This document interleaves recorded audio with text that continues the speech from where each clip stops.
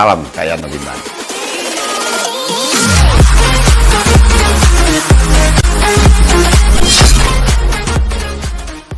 Assalamualaikum warahmatullahi wabarakatuh. Bertemu kembali di Kak Yatno Bintang. Kali ini saya punya resep untuk semua guru supaya ngajarnya bagus. Resep itu adalah cara menentukan metode pembelajaran. Banyak orang memilih metode pembelajaran tapi asal memilih, asal mencomot. Pokok metode pembelajaran terkenal, sering disebut orang banyak, itu dipilih. Padahal belum tentu bagus. Bagaimana cara memilih? Berikut langkahnya. Banyak yang mengatakan bahwa metode pembelajaran yang terbaru itu paling bagus. Belum tentu, sebab semua metode itu jelek kalau tidak bisa mencapai tujuan. Dan semua metode itu bagus kalau bisa mencapai tujuan.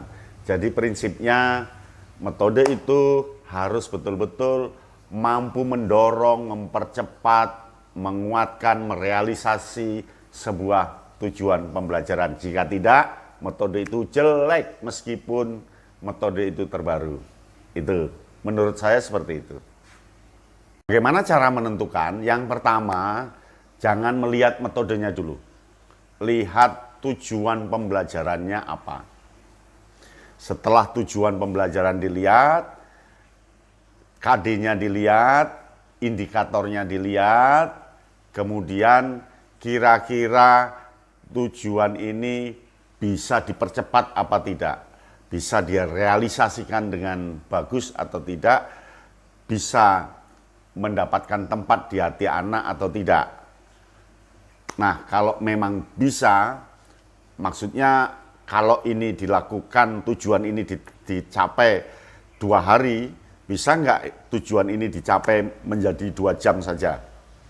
Kalau begitu berpikirnya, jadi langkah pertama, analisis dulu tujuan pembelajaran. Ya, langkah kedua berikut ini. Nah, langkah kedua adalah siapa anak itu? Analisis dulu anaknya. Di taraf keberapa? Bagaimana pembelajaran minggu lalu? Kondisi anak dalam posisi sekarang seperti apa? Apakah mengalami tingkat kejenuhan? Apakah sang anak ini sudah pada pertemuan kesekian dan belum juga mendapatkan ketenangan pikiran?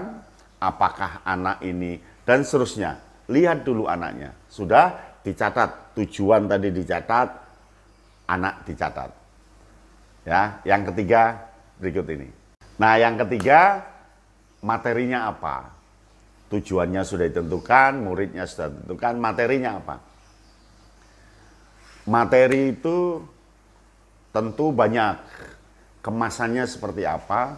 Apakah materi langsung atau tidak langsung? Atau materi yang ada di buku, atau materi yang ada di alam, atau materi yang memang betul-betul yang ada dikemas dalam buku paket. Jadi materi harus ditentukan dulu. Tujuan tentukan dulu, siapa anak itu tentukan, materi ditentukan. Nah, yang keempat berikut ini.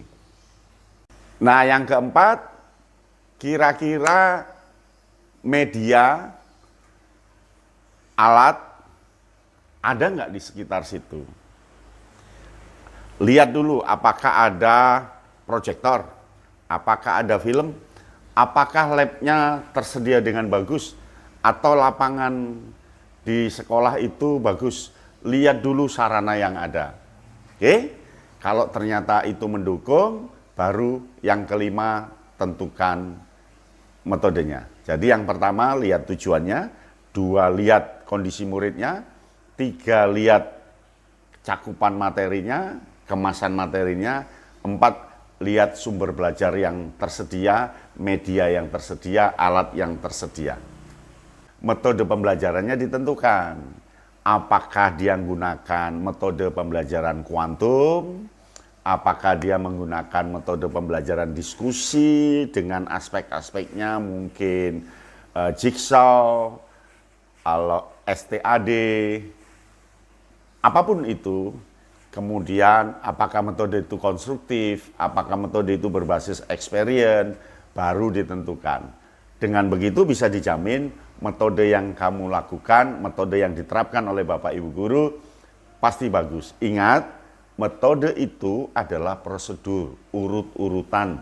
Langkah awal, langkah kedua, langkah ketiga, langkah 4, langkah 5, sampai penutup. Itu yang namanya metode. Jadi tidak gampang menentukan metode, tidak asal-asalan. Metode itu nentukannya nanti di urutan kelima. Urutan pertama tujuannya, dilihat dulu. Yang kedua adalah kondisi siswa diperhatikan. Yang ketiga adalah materinya, kedalamannya seperti apa, keluasannya seperti apa, kemasannya seperti apa.